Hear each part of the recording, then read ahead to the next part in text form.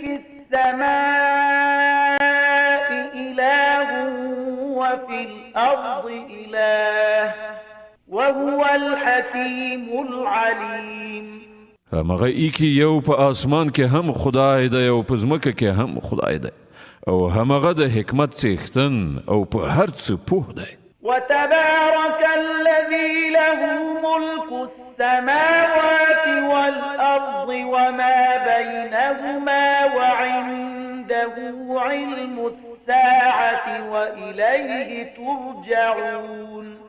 ډیر لوړ او لوی دی هغه ذات چې د هغه په واک کې د ځمکې او آسمانونو او هر هغه شي پاچاهي ده چې د ځمکې او آسمان په منځ کې دي او همغه ته د قیامت ساعت معلوم دی او د همغه لوري ته تاسې ټول ورګرځول کېدونکي. ولا يملك الذين يدعون من دونه الشفاعة إلا من شهد بالحق وهم يعلمون. له هغه پرته چې دوی کوم نور بولي هغوی د کوم شفاعت واک نه لري مګر دا چې څوک د علم پر اساس د حق شاهدي ووایي. ولئن سألتهم من خلقهم ليقولن الله فأنا يؤفكون.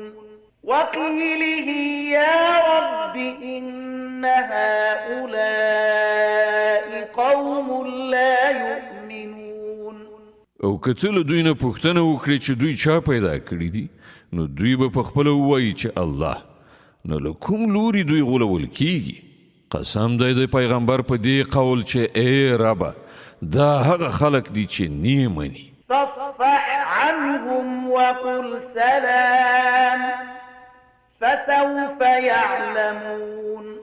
خنو ای پیغمبره دوی ته عفو وکړه او ووایه چې سلام دی تاسې ته. صدق الله العظیم.